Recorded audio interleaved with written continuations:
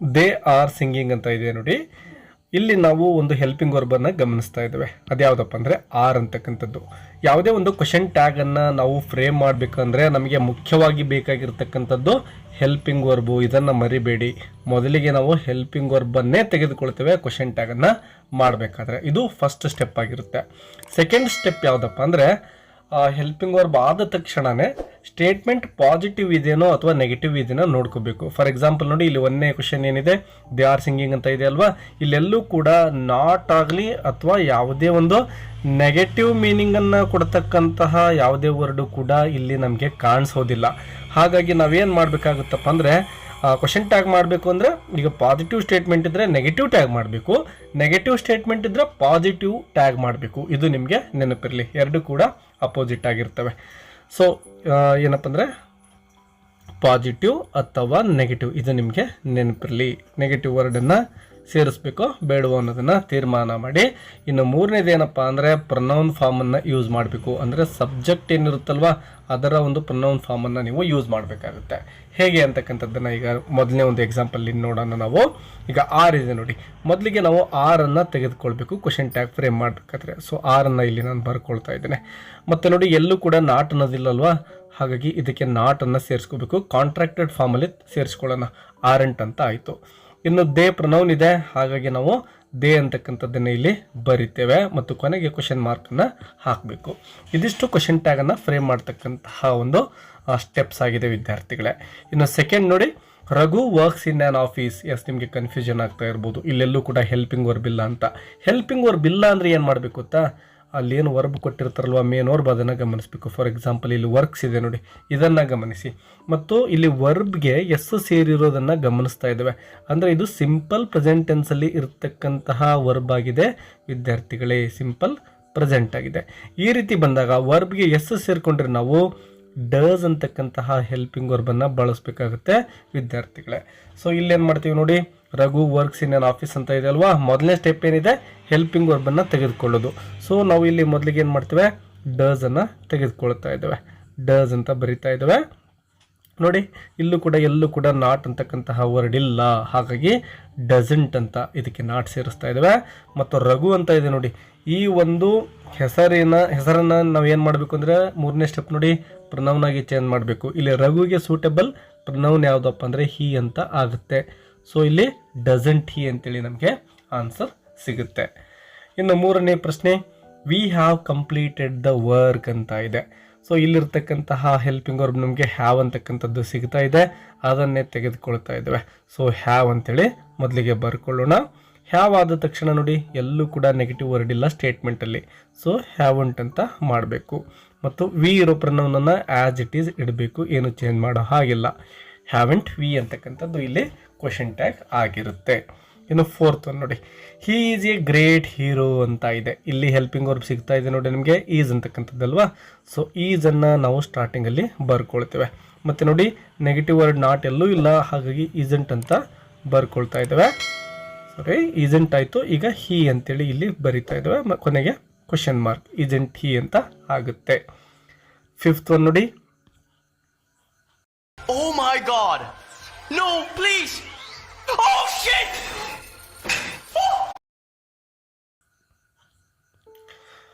It was very cold yesterday ಅಂತ ಇದೆ. ಇಲ್ಲಿ ವಾಸ್ ಅಂತಕ್ಕಂತಹ ಹೆಲ್ಪಿಂಗ್ ವರ್ಬ್ ನಮಗೆ ಸಿಗ್ತಾ ಇದೆ. ಸೊ ವಾಸನ್ನು ತೆಗೆದುಕೊಳ್ತಾ ಇದ್ದೇವೆ. ಮತ್ತು ನೋಡಿ, ಎಲ್ಲೂ ಕೂಡ ನಾಟ್ ಇಲ್ಲ, ಸೊ ವಾಸ್ಗೆ ನಾವು ನಾಟನ್ನು ಸೇರಿಸ್ತಾ ಇದ್ದೇವೆ, ವಾಸಂಟ್ ಆಯಿತು. ಇನ್ನು ಪ್ರೊನೌನ್ ಫಾರ್ಮ್ ಇಟ್ಟನ್ನು ಇಟ್ ಅಂತಲೇ ಬರೀತೇವೆ, wasn't it question mark. Sixth question ನೋಡಿ, we are not coming to the meeting. ವಿದ್ಯಾರ್ಥಿಗಳೇ, ಇದು ತುಂಬ ಇಂಟ್ರೆಸ್ಟಿಂಗ್ ಆಗಿರ್ತಕ್ಕಂತಹ ಕ್ವಶನ್ ಆಗಿದೆ. ಯಾಕೆಂದರೆ ಫಸ್ಟ್ ಟೈಮ್ ನಾವು ಈ ಒಂದು ನಾಟ್ ಅಂತಕ್ಕಂತಹ ನೆಗೆಟಿವ್ ವರ್ಡನ್ನು ನೋಡ್ತಾ ಇದ್ದೇವೆ. ಹೀಗಿದ್ದಾಗ ಏನು ಮಾಡ್ತೇವೆ, ಮೊದಲಿಗೆ ನಾವು ಆ್ಯಸ್ ಇಟ್ ಈಸ್ ಹೆಲ್ಪಿಂಗ್ ವರ್ಬನ್ನು ತೆಗೆದುಕೊಳ್ತೇವೆ. ಆರ್ ಅಂತೇಳಿ ಇಲ್ಲಿ ತೆಗೆದುಕೊಳ್ತಾ ಇದ್ದೇವೆ. ಆರ್ ಆದ ತಕ್ಷಣ ನೋಡಿ, ಇಲ್ಲಿ ನಾಟನ್ನು ಸೇರಿಸಬಾರ್ದು ನಾವು, ಯಾಕೆಂದರೆ ಆಲ್ರೆಡಿ ಸ್ಟೇಟ್ಮೆಂಟಲ್ಲೇ ಅದಿದೆ. ಸೊ ಆರ್ ಆದ ತಕ್ಷಣ ನಾವು ಪ್ರೊನೌನ್ ಫಾರ್ಮನ್ನು ಯೂಸ್ ಮಾಡ್ತಾ ಇದ್ದೇವೆ, ಆರ್ ವಿ ಅಂಥೇಳಿ ಮತ್ತು ಕ್ವಶನ್ ಮಾರ್ಕ್. ನೋಡಿ, ಈಗ ಇದು ಪಾಸಿಟಿವ್ ಸ್ಟೇಟ್ಮೆಂಟ್ ಆಗಿದೆ. ಸ್ಟೇಟ್ಮೆಂಟ್ ಏನಿದೆ ನೆಗೆಟಿವ್ ಇದೆ, ಕ್ವಶನ್ ಟ್ಯಾಗ್ ಏನಿದೆ ಪಾಸಿಟಿವ್ ಇದೆ, ಇದು ಗಮನದಲ್ಲಿರಲಿ. ಸೆವೆಂತ್ ಒನ್ ಕೂಡ ಹಾಗೆ ಇದೆ ನೋಡಿ, ಸುಮನ್ ಡಸಂಟ್ ಲೈಕ್ ಟೀ ಅಂತ ಇದೆ. ಇಲ್ಲಿ ಡಸಂಟ್ ಅಂತ ಇದೆ ನೋಡಿ, ನಾಟ್ ಅನ್ನೋದನ್ನು ಗಮನಿಸ್ತಾ ಇದ್ದೇವೆ. ಮತ್ತು ಹೆಲ್ಪಿಂಗ್ ವರ್ಬ್ ನಮಗೆ ಡಸ್ ಅಲ್ಲೇ ಸಿಗ್ತಾ ಇದೆ. ಸೊ ಡಸನ್ನು ತೆಗೆದುಕೊಳ್ಳಿ ಬಟ್ ನಾಟನ್ನು ಸೇರಿಸ್ಬಿಡಿ. ಡಸ್ ನೋಡಿ ಸುಮ್ಮನಿದೆ ಸಬ್ಜೆಕ್ಟ್, ಹಾಗಾಗಿ ಡಸ್ ಹಿ ಅಂತ ನಾವು ಕ್ವಶನ್ ಟ್ಯಾಗ್ ಫ್ರೇಮನ್ನು ಮಾಡ್ತಾ ಇದ್ದೇವೆ. 8th ಕ್ವಶನ್ ನೋಡಿ, kindness is A great human quality ಅಂತ ಇದೆ. ಸೊ ಇಲ್ಲಿ ನೋಡಿ ಈಸ್ ಅಂತಕ್ಕಂತಹ ಹೆಲ್ಪಿಂಗ್ ವರ್ಬ್ ನಮಗೆ ಸಿಗ್ತಾ ಇದೆ, ಈಸ್ ಅಂತ ತೆಗೆದುಕೊಳ್ತೇವೆ. ಮತ್ತೆ ಕೊಟ್ಟಿರೋ ಸ್ಟೇಟ್ಮೆಂಟ್ ಪಾಸಿಟಿವ್ ಇದೆ, ಸೊ ಈಸಂಟ್ ಅಂತ ಮಾಡಬೇಕು. ಮತ್ತು ಕೈಂಡ್ನೆಸ್ಗೆ ನಾವು ಇಟ್ ಅಂತಕ್ಕಂತಹ ಪ್ರೊನೌನನ್ನು ಯೂಸ್ ಮಾಡಬೇಕು. ಈಸಂಟ್ ಇಟ್ ಅಂತಕ್ಕಂಥದ್ದು ಕ್ವಶನ್ ಟ್ಯಾಗ್ ಆಗುತ್ತೆ. ಇನ್ನು ನೆಕ್ಸ್ಟ್ ಕ್ವಶನ್ ನೋಡಿ, Manoj is going to school ಅಂತ ಇದೆ. ಈಸ್ ಅಂತಕ್ಕಂಥದ್ದು ಹೆಲ್ಪಿಂಗ್ ವರ್ಬ್ ಇದೆ, ಸೊ ಈಸನ್ನು ತೆಗೆದುಕೊಳ್ಳಿ. ಮತ್ತು ಕೊಟ್ಟಿರೋ ಸ್ಟೇಟ್ಮೆಂಟ್ ಪಾಸಿಟಿವ್ ಇರೋದ್ರಿಂದ ಎಲ್ಲೂ ಕೂಡ ನಾಟ್ ಇಲ್ಲ, ಸೊ ಇಲ್ಲಿ ನಾವು ನಾಟನ್ನು ಸೇರಿಸ್ಕೊಳ್ತಾ ಇದ್ದೇವೆ. ಇಸೆಂಟ್ ಆಯಿತು. ಮನೋಜ್ಗೆ ನಾವು ಪ್ರನೌನ್ ಹೀಯನ್ನು ಬಳಸಬೇಕು, ಇಸೆಂಟ್ ಹಿ ಅಂತಕ್ಕಂಥದ್ದು. ಇನ್ನು 10th question, children love to play cricket ಇದೆ. ಎಸ್ ವಿದ್ಯಾರ್ಥಿಗಳೇ ನೋಡಿ, ಎಲ್ಲೂ ಕೂಡ ಹೆಲ್ಪಿಂಗ್ ವರ್ಬ್ ಇಲ್ಲ. ಸೊ ಹೆಲ್ಪಿಂಗ್ ವರ್ಬ್ ಇಲ್ಲ ಅಂದರೆ ಮೇನ್ ವರ್ಬನ್ನು ಗಮನಿಸಿ. ಲವ್ ಅಂತಕ್ಕಂಥದ್ದು ಇದು ಪ್ರೆಸೆಂಟ್ ಫಾರ್ಮಲ್ಲಿದೆ. ಸೊ ನಾವು ಈ ರೀತಿ ಪ್ರೆಸೆಂಟ್ ಫಾರ್ಮಲ್ಲಿ ಇರ್ತಕ್ಕಂತಹ ವರ್ಬ್ ಸಿಕ್ಕಾಗ ಡೂ ಅಂತಕ್ಕಂಥದ್ದನ್ನು ಹೆಲ್ಪಿಂಗ್ ವರ್ಬ್ ಆಗಿ ತೆಗೆದುಕೊಂಡು ಕ್ವಶನ್ ಟ್ಯಾಗನ್ನು ಮಾಡಬೇಕಾಗುತ್ತೆ. ಡೂ ಅಂತ ಆಯಿತು. ಮತ್ತು ಕೊಟ್ಟಿರೋ ಸ್ಟೇಟ್ಮೆಂಟ್ ಪಾಸಿಟಿವ್ ಇದೆ, ಸೊ ನಾವು ಇಲ್ಲಿ ನಾಟನ್ನು ಸೇರಿಸ್ತೇವೆ. ಡೋಂಟ್ ಚಿಲ್ಡ್ರನ್ ಇದೆ ನೋಡಿ, ಪ್ರೊನೌನ್ ಫಾರ್ಮ್ ಇರೋದ್ರಿಂದ ದೇ ಅಂತ ತೆಗೆದುಕೊಳ್ತಾ ಇದ್ದೇವೆ. ಡೋಂಟ್ ದೇ ಅಂತಕ್ಕಂಥದ್ದು. ಒಂದು ವೇಳೆ child loves to play cricket ಇದ್ರೆ ಡಸಂಟ್ ಹಿ ಅಂತ ಮಾಡ್ತಿದ್ವಿ, ಯಾಕಂದರೆ ಚೈಲ್ಡ್ ಅಂದರೆ ಸಿಂಗ್ಯುಲರ್ ಆಗಿರೋದು ಹಾಗಾಗಿ. 11th ಕ್ವಶನ್ ನೋಡಿ, rockets carry satellites in to space ಅಂತ ಇದೆ. ಎಸ್, ರಾಕೆಟ್ಸ್ ಕ್ಯಾರಿ ನೋಡಿ ವರ್ಬ್ ಏನಿದೆ ಕ್ಯಾರಿ ಅಂತಕ್ಕಂಥದ್ದು. ಸೊ ನಾವು ಮೇಲಿನ ಸೆಂಟೆನ್ಸಲ್ಲಿ ಯಾವ ರೀತಿ ಡೂ ತೆಗೆದುಕೊಂಡಿದ್ವೋ ಇಲ್ಲೂ ಹಾಗೇನೆ ತೆಗೆದುಕೊಳ್ತಾ ಇದ್ದೇವೆ. ಸೊ ಡೂ ಅನ್ನು ತೆಗೆದುಕೊಳ್ತಾ ಇದ್ದೇವೆ ಮತ್ತು ನಾಟನ್ನು ಸೇರಿಸ್ಬೇಕು, ಯಾಕೆಂದರೆ ಸ್ಟೇಟ್ಮೆಂಟ್ ಪಾಸಿಟಿವ್ ಇದೆ. ಡೋಂಟ್ ಆಯಿತು. ರಾಕೆಟ್ಸ್ ಪ್ಲೂರಲ್ ಫಾರ್ಮಲ್ಲಿದೆ, ಸೊ ನಾವು ಇಲ್ಲೂ ಕೂಡ ದೇ ಅನ್ನು ತೆಗೆದುಕೊಂಡು ಕ್ವಶನ್ ಟ್ಯಾಗನ್ನು ಫ್ರೇಮ್ ಮಾಡ್ತಾ ಇದ್ದೇವೆ. 12th ಕ್ವಶನ್ ನೋಡಿ, Ravi scored a goal in the football match ಇದೆ. ಇಲ್ಲಿ ಯಾವುದೇ ಹೆಲ್ಪಿಂಗ್ ವರ್ಬ್ ಇಲ್ಲ, ಹಾಗಾಗಿ ಮೇನ್ ವರ್ಬ್ ಸ್ಕೋರ್ಡ್ ಅನ್ನು ಗಮನಿಸಿ. ಸ್ಕೋರ್ಡ್ ಅಂತಕ್ಕಂಥದ್ದು ಪಾಸ್ಟ್ ಟೆನ್ಸಲ್ಲಿ ಇದೆ ನೋಡಿ ವಿದ್ಯಾರ್ಥಿಗಳೇ. ಸೊ ಈ ರೀತಿ ಪಾಸ್ಟ್ ಟೆನ್ಸಲ್ಲಿ ಇದ್ದಾಗ ನಾವು ಡಿಡ್ ಅಂತಕ್ಕಂತಹ ಹೆಲ್ಪಿಂಗ್ ವರ್ಬನ್ನು ತೆಗೆದುಕೊಳ್ಬೇಕು ಮತ್ತು ಡಿಡೆಂಟ್ ಅಂತ ಮಾಡ್ತಾ ಇದ್ದೇವೆ, ಯಾಕಂದರೆ ಸ್ಟೇಟ್ಮೆಂಟ್ ಪಾಸಿಟಿವ್ ಇದೆ, ಸೊ ನಾಟನ್ನು ಸೇರಿಸಬೇಕು. ಡಿಡೆಂಟ್ ರವಿ ಇದೆ ನೋಡಿ, ರವಿಗೆ ನಾವು ಪ್ರೊನೌನ್ ಫಾರ್ಮ್ ಹಿ ಅನ್ನು ಯೂಸ್ ಮಾಡ್ತಾ ಇದ್ದೇವೆ. ಡಿಡೆಂಟ್ ಹಿ ಅಂತಕ್ಕಂಥದ್ದು ಆನ್ಸರ್ ಆಗ್ತಾ ಇದೆ. 13th question, your friends are coming tonight ಅಂತ ಇದೆ ನೋಡಿ. ಹೆಲ್ಪಿಂಗ್ ವರ್ಬ್ ಆರ್ ಇದೆ, ಸೊ ತುಂಬ ಸುಲಭವಾಗಿ ನಾವು ಕ್ವಶನ್ ಟ್ಯಾಗನ್ನು ಫ್ರೇಮ್ ಮಾಡ್ತಾ ಇದ್ದೇವೆ. ಆರ್ ತೆಗೆದುಕೊಳ್ತೇವೆ, ನಾಟ್ ಅಂತಕ್ಕಂಥದ್ದು ಎಲ್ಲೂ ಇಲ್ಲ, ಹಾಗಾಗಿ ಆರಂಟ್ ಅಂತ ಆಯಿತು. ಯುವರ್ ಫ್ರೆಂಡ್ಸ್ಗೆ ನಾವು ಪ್ರೊನೌನ್ ಫಾರ್ಮ್ ಯಾವುದು ಯೂಸ್ ಮಾಡಬೇಕು? ಪ್ಲೂರಲ್ ಆಗಿದೆ, ಸೊ ನಾವು ದೇ ಅನ್ನು ಯೂಸ್ ಮಾಡ್ತಾ ಇದ್ದೇವೆ, ಆರಂಟ್ ದೇ ಅಂಥೇಳಿ. Question number 14, Madan is looking smart and ಅನ್ನು ರಿಮೂವ್ ಮಾಡಿ ಟುಡೇ ಅಂತ ಆಗುತ್ತೆ. Madan is looking smart today ಅಂತ ಆಗ್ತಾ ಇದೆ. ಸೊ ಇಲ್ಲಿ ಹೆಲ್ಪಿಂಗ್ ವರ್ಬ್ ಈಸ್ ಇದೆ, ಸೊ ಈಸನ್ನು ತೆಗೆದುಕೊಳ್ಳಿ ಮತ್ತು ನೆಗೆಟಿವ್ ಕ್ವಶನ್ ಟ್ಯಾಗ್ ಬೇಕಾಗಿದೆ, ಯಾಕೆಂದರೆ ಸ್ಟೇಟ್ಮೆಂಟ್ ಪಾಸಿಟಿವ್ ಇದೆ, ಸೊ ಈಸಂಟ್ ಅಂತ ಆಗುತ್ತೆ. ಮದನ್ ಇರೋದ್ರಿಂದ ಪ್ರೊನೌನ್ ಫಾರ್ಮ್ ಹುಡುಗ ಆಗಿರೋದ್ರಿಂದ ಹೀಯನ್ನು ನಾವು ಸೇರಿಸ್ತಾ ಇದ್ದೇವೆ, ಈಸಂಟ್ ಹಿ ಅಂತೇಳಿ. Question number 15, Nirmala tries to get good marks in the exam. ನೋಡಿ ಯಾವುದೇ ಹೆಲ್ಪಿಂಗ್ ವರ್ಬ್ ಕಾಣಿಸ್ತಾ ಇಲ್ಲ, ಹಾಗಾಗಿ ನಾವು ವರ್ಬನ್ನು ಮೇನ್ ವರ್ಬನ್ನು ಗಮನಿಸ್ತಾ ಇದ್ದೇವೆ. ಟ್ರೈಸ್ ಅಂತ ಇದೆ. ವಿದ್ಯಾರ್ಥಿಗಳೇ ಗಮನಿಸಿ, ಇಲ್ಲೇನಾಗಿದೆ ವರ್ಬ್ಗೆ ಎಸ್ ಸೇರಿಕೊಂಡಿದೆ ಅಲ್ವಾ. ಸೊ ಈ ರೀತಿ ಆದಾಗ ನಾವು ಏನು ತೆಗೆದುಕೊಳ್ಬೇಕು? ಡಸ್ ಅನ್ನು ತೆಗೆದುಕೊಂಡು ಕ್ವಶನ್ ಟ್ಯಾಗ್ ಮಾಡ್ತೀವಲ್ವಾ. ಸೊ ಇಲ್ಲಿ ನಾವು ಡಸ್ ಅನ್ನು ಸ್ಟಾರ್ಟಿಂಗಲ್ಲಿ ಹೆಲ್ಪಿಂಗ್ ವರ್ಬ್ ಆಗಿ ತೆಗೆದುಕೊಳ್ತಾ ಇದ್ದೇವೆ ಮತ್ತು ಕೊಟ್ಟಿರೋ ಸ್ಟೇಟ್ಮೆಂಟ್ ಪಾಸಿಟಿವ್ ಸ್ಟೇಟ್ಮೆಂಟ್ ಇದೆ, ಸೊ ಡಸಂಟ್ ಅಂತ ಇದನ್ನು ಚೇಂಜ್ ಮಾಡಿದ್ವಿ. ಮತ್ತು ನಿರ್ಮಲ ಇದೆ, ಹುಡುಗಿ ಹೆಸರಾಗಿರೋದ್ರಿಂದ ಪ್ರನೌನ್ ಯಾವ್ದು ಸೂಟೇಬಲ್ ಆಗುತ್ತೆ ನೋಡಿ? ಹಿ ಆಗುತ್ತಾ? ನೋ, ಡಸಂಟ್ ಶಿ ಅಂತಕ್ಕಂಥದ್ದು. ಹಿ ಯಾವಾಗ ಯೂಸ್ ಮಾಡ್ತೇವೆ? ಹುಡುಗರಿದ್ರೆ, ಸೊ ಡಸಂಟ್ ಶಿ ಅಂತ ಆಯಿತು. ಕ್ವಶನ್ ನಂಬರ್ 16 ನೋಡಿ, ಕಿರಣ್ ಲೈಕ್ಸ್ ಕಾಫಿ. ಎಸ್ ವಿದ್ಯಾರ್ಥಿಗಳ ಇಲ್ಲೂ ಕೂಡ ಅಷ್ಟೇ ತುಂಬ ಸುಲಭ ಇದೆ. ಹೆಲ್ಪಿಂಗ್ ವರ್ಬ್ ಇಲ್ಲ, ಬಟ್ ಮೇನ್ ವರ್ಬ್ ಇದೆ ಮತ್ತು ಆ ವರ್ಬ್ಗೆ ಎಸ್ ಸೇರಿಕೊಂಡಿದೆ ನೋಡಿ. ಸೊ ಇದರಿಂದ ನಮಗೆ ಅರ್ಥ ಆಗೋದು ಏನು ಅಂದರೆ ಡಸ್ ಅನ್ನು ನಾವು ಇಲ್ಲೂ ಕೂಡ ತೆಗೆದುಕೊಂಡು ಕ್ವಶನ್ ಟ್ಯಾಗ್ ಫ್ರೇಮ್ ಮಾಡಬೇಕು. ಸೊ ಡಸ್ ಅನ್ನು ತೆಗೆದುಕೊಳ್ತಾ ಇದ್ದಾವೆ. ಕೊಟ್ಟಿರೋ ಸ್ಟೇಟ್ಮೆಂಟ್ ಪಾಸಿಟಿವ್ ಇದೆ, ಡಸಂಟ್ ಅಂತ ಆಯಿತು. ಕಿರಣ್ ಹುಡುಗನ ಹೆಸರಿದೆ, ಹಾಗಾಗಿ ಡಸಂಟ್ ಟಿ ಅಂತ ಕ್ವಶನ್ ಟ್ಯಾಗ್ ಫ್ರೇಮ್ ಮಾಡ್ತಾ ಇದ್ದೇವೆ. Question number 17, Parvez eats pizza ಅಂತ ಇದೆ ನೋಡಿ. ಇಲ್ಲೂ ಸೇಮ್ ಕ್ವಶನ್ ಇದೆ ನೋಡಿ. ಈಟ್ಸ್ ಅಂತಕ್ಕಂತಹ ವರ್ಬ್ ಗಮನಿಸ್ತೇವೆ, ಹಾಗಾಗಿ ನಾವು ಇಲ್ಲಿ ವರ್ಬ್ಗೆ ಎಸ್ ಸೇರಿದೆ ಅನ್ನೋದನ್ನು ಗಮನಿಸಿದ್ವಿ. ಇಲ್ಲೂ ಕೂಡ ಡಸ್ ಅನ್ನು ತೆಗೆದುಕೊಳ್ಬೇಕು. ಸೊ ಸ್ಟಾರ್ಟಿಂಗಲ್ಲಿ ಡಸ್ ಅಂತ ಹೆಲ್ಪಿಂಗ್ ವರ್ಬ್ ಬರೆದುಕೊಳ್ತಾ ಇದ್ದೇವೆ, ಡಸ್ ಅಂತ ಆಯಿತು ಮತ್ತು ನೆಗೆಟಿವ್ ಕ್ವಶನ್ ಟ್ಯಾಗ್ ಮಾಡಬೇಕಾಗಿರೋದ್ರಿಂದ ಡಸಂಟ್ ಆಯಿತು. ಪರ್ವೇಜ್ ಹುಡುಗನ ಹೆಸರಾಗಿರೋದ್ರಿಂದ ಡಸಂಟ್ ಹಿ ಅಂತ ಚೇಂಜ್ ಮಾಡ್ತಾ ಇದ್ದೇವೆ. ಇನ್ನು ಕ್ವಶನ್ ನಂಬರ್ 18 ನೋಡಿ, they didn't come on time ಅಂತ ಇದೆ. ತುಂಬ ಸಿಂಪಲ್ ಇದೆ. ಇಲ್ಲಿ ಆಲ್ರೆಡಿ ಹೆಲ್ಪಿಂಗ್ ವರ್ಬ್ ಡಿಡ್ ಇದೆ ನೋಡಿ, ಡಿಡ್ ಅನ್ನು ತೆಗೆದುಕೊಳ್ತಾ ಇದ್ದೇವೆ. ಇಲ್ಲಿ ನೋಡಿ ಆಲ್ರೆಡಿ ನಾಟ್ ಇರೋದ್ರಿಂದ ಸ್ಟೇಟ್ಮೆಂಟಲ್ಲೇ ಇಲ್ಲಿ ನಾಟ್ ತಗೊಳ್ಳೋ ಹಾಗಿಲ್ಲ. ಡಿಡ್ ಆಯಿತು, ಡಿಡ್ ದೇ ಅಂತ ಪ್ರೊನೌನ್ ಫಾರ್ಮನ್ನು ಬರಿತಾ ಇದ್ದೇವೆ.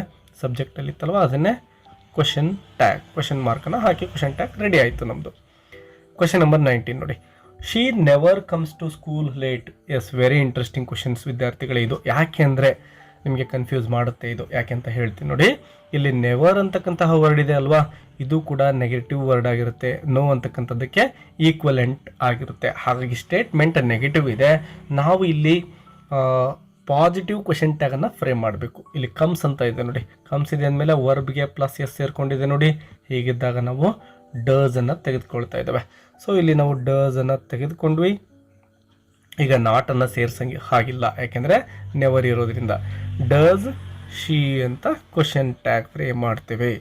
ಸೊ ಇದನ್ನು ನೆನ್ಪಿಟ್ಕೊಳ್ಳಿ. ನೆವರ್ ಅಂತಕ್ಕಂತಹ ವರ್ಡ್ ಬಂದರೆ ಅದು ಕೂಡ ನಾಟ್ ಅಂತಕ್ಕಂತಹ ಈಕ್ವಲೆಂಟ್ ವರ್ಡ್ ಆಗಿರುತ್ತೆ. They loved each other very much ಅಂತ ಇದೆ. ಲೌಡನ್ನು ಗಮನಿಸಿ, ಪಾಸ್ಟ್ ಟೆನ್ಸಲ್ಲಿರ್ತಕ್ಕಂತಹ ವರ್ಬ್ ಆಗಿದೆ, ಯಾವುದೇ ಹೆಲ್ಪಿಂಗ್ ವರ್ಬ್ ಇಲ್ಲ ಇಲ್ಲಿ. ಸೊ ಈ ಒಂದು ಲೌಡ್ ಅನ್ನೋದೇ ನಮಗೆ ಮುಖ್ಯ ಆಗುತ್ತೆ. ಇಲ್ಲಿ ಲೌಡ್ ಪಾಸ್ಟಲ್ಲಿ ಇರೋದ್ರಿಂದ ಡಿಡ್ಡನ್ನು ತೆಗೆದುಕೊಳ್ಬೇಕು. ಸೊ ಸ್ಟಾರ್ಟಿಂಗಲ್ಲಿ ಡಿಡ್ಡನ್ನು ಬರೆದುಕೊಳ್ತೇವೆ. ಮತ್ತು ಕೊಟ್ಟಿರೋ ಸ್ಟೇಟ್ಮೆಂಟ್ ನೋಡಿ, ಎಲ್ಲೂ ಕೂಡ ನೆಗೆಟಿವ್ ವರ್ಡ್ ಇಲ್ಲ. ಸೊ ಇಲ್ಲಿ ನಾವು ಸೇರಿಸ್ಕೋಬೇಕು. ಡಿಡೆಂಟ್ ಆಯಿತು, ದೇ ಇರೋದನ್ನು ಪ್ರೊನೌನನ್ನು didn't. Songs from my latest movie Dhurandhar are on Spotify now. You can download the app for free and listen to the song. ನೀವೇನ್ ಮಾಡ್ತಿದ್ದೀರಾ? I sleeping. ನೀವು ಐ ಆಮ್ ಲೈಯಿಂಗ್ ಡೌನ್ ಅಥವಾ I am trying to sleep ಅಂತ ಹೇಳಬೇಕು. They ಅಂತ ಮಾಡ್ತಾ ಇದ್ದೇವೆ. Didn't they. ಇಲ್ಲಿಗೆ ಕ್ವಶನ್ ಟ್ಯಾಗ್ ಮುಗೀತು. 21 question number 21, the lady will come to the door ಅಂತ ಇದೆ ವಿದ್ಯಾರ್ಥಿಗಳೇ. ಎಸ್, ಇಲ್ಲಿ ನೋಡಿ ವಿಲ್ ಅಂತಕ್ಕಂಥದ್ದು ಮಾಡಲ್ ವರ್ಬ್ ಇದೆ ಅಲ್ವಾ. ಯಾವುದೇ ಒಂದು ಮಾಡಲ್ ವರ್ಬ್ ಸಿಕ್ಕರೆ, ಫಾರ್ ಎಕ್ಸಾಂಪಲ್ ಕ್ಯಾನ್ ಇರ್ಬೋದು, ಕುಡ್ ಇರ್ಬೋದು, ವಿಲ್ ಇರ್ಬೋದು, ಶುಡ್ ಇರ್ಬೋದು, ಮೇ ಇರ್ಬೋದು, ಇವುಗಳು ಸಿಕ್ಕರೆ ಅವುಗಳನ್ನೇ ತೆಗೆದುಕೊಂಡು ನೀವೇನು ಮಾಡಬೇಕು, ಕ್ವಶನ್ ಟ್ಯಾಗನ್ನು ಫ್ರೇಮ್ ಮಾಡಬೇಕು. ಇಲ್ಲೂ ಕೂಡ ಸೇಮ್ ರೂಲ್ ಅಪ್ಲೈ ಆಗುತ್ತೆ ನೋಡಿ. ಪಾಸಿಟಿವ್ ಸ್ಟೇಟ್ಮೆಂಟ್ ಆಗಿದೆ, ನೆಗೆಟಿವ್ ಕ್ವಶನ್ ಟ್ಯಾಗ್ ಮಾಡಬೇಕು. ವಿಲ್ ಬಂದಾಗ ನೋಡಿ ವಿದ್ಯಾರ್ಥಿಗಳೇ, ನೆಗೆಟಿವ್ ಮಾಡಬೇಕಾದ್ರೆ ನಾವು ಓಂಟ್ ಅಂತ ಮಾಡ್ತೇವೆ, ನೆನಪಿರಲಿ. ಓಂಟ್, ವಿಲ್ ನಾಟನ್ನು ಈ ರೀತಿ ಶಾರ್ಟ್ ಫಾರ್ಮಲ್ಲಿ ಬರಿತಾ ಇದ್ದೇವೆ. ದ ಲೇಡಿ ಇದೆ, ಓಂಟ್ ಶಿ ಅಂತ ಕ್ವಶನ್ ಟ್ಯಾಗನ್ನು ಫ್ರೇಮ್ ಮಾಡಬೇಕು.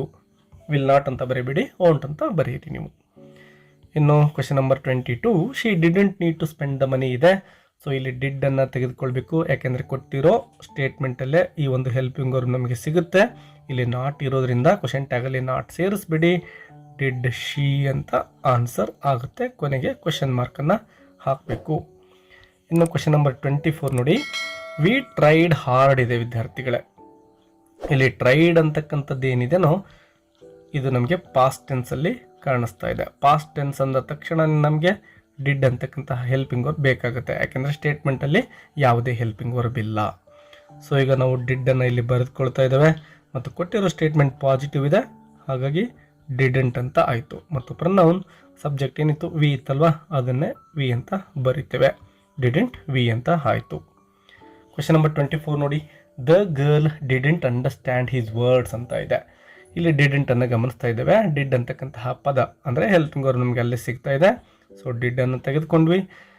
ನಾಟನ್ನು ಇಲ್ಲಿ ಸೇರಿಸೋ ಹಾಗಿಲ್ಲ, ಯಾಕೆಂದರೆ ಸ್ಟೇಟ್ಮೆಂಟಲ್ಲಿ ನಾಟ್ ಆಲ್ರೆಡಿ ಬಂದಿರೋದ್ರಿಂದ ಡಿಡ್ ಅಂತ ಆಯಿತು. ದ ಗರ್ಲ್ ಇದೆ, ಸೊ ಇದಕ್ಕೆ suitable pronoun form did she ಅಂತ ಬರೀಬೇಕು. ಶಿ ಅನ್ನೋದು ದ ಗರ್ಲ್ಗೆ ಈಕ್ವಲೆಂಟ್ ಪ್ರೊನೌನ್ ಆಗುತ್ತೆ. Question mark. ಕ್ವಶನ್ ನಂಬರ್ 25 ನೋಡಿ, ಲೆಟ್ಸ್ ಗೋ ಸೈಕ್ಲಿಂಗ್ ಅಂತ ಇದೆ. ಎಸ್ ವಿದ್ಯಾರ್ಥಿಗಳೇ ನೋಡಿ, ಇಲ್ಲಿ ಲೆಟ್ ಅಂತಕ್ಕಂಥ ಒಂದು ಪದವನ್ನು ಗಮನಿಸ್ತಿರಲ್ವಾ. ಇಲ್ಲಿ ನೀವು ವರ್ಬನ್ನು ಗಮನಿಸೋಕೆ ಅವಶ್ಯಕತೆ ಇಲ್ಲ, ಯಾಕೆಂದರೆ ಲೆಟ್ಸಿಂದ ಯಾವುದಾದ್ರೂ ಪದ ಆರಂಭ ಆಗಿದ್ದರೆ ನಾವೇನು ಮಾಡ್ಬೋದು ಗೊತ್ತಾ, ಒಂದು ಫಿಕ್ಸ್ ಆಗಿರ್ತಕ್ಕಂತಹ ಕ್ವಶನ್ ಟ್ಯಾಗನ್ನು ಯೂಸ್ ಮಾಡ್ತೇವೆ. ಅದು ಯಾವುದಪ್ಪ ಅಂದರೆ ಶಾಲ್ ವಿ ಅಂಥೇಳಿ. Shall we question mark. ಯಾವುದೇ ಸೆಂಟೆನ್ಸ್ ಲೆಟ್ಸಿಂದ ಸ್ಟಾರ್ಟ್ ಆಗಿದ್ದರೆ ನೀವು ಈ ಒಂದು ಶಾಲ್ ವಿ ಅಂತಕ್ಕಂತಹ ಕ್ವಶನ್ ಟ್ಯಾಗನ್ನೇ ಯೂಸ್ ಮಾಡಿ ವಿದ್ಯಾರ್ಥಿಗಳೇ. ಎಸ್ ಡಿಯರ್ ಸ್ಟೂಡೆಂಟ್ಸ್, ಇವಿಷ್ಟು ಒಂದು 25 ಕ್ವಶನ್ಸ್ ಏನಿದಾವೋ ಕ್ವಶನ್ ಟ್ಯಾಗಿಗೆ ಸಂಬಂಧಪಟ್ಟಂತೆ ನಿಮಗೆ ಈ ಒಂದು ಟಾಪಿಕ್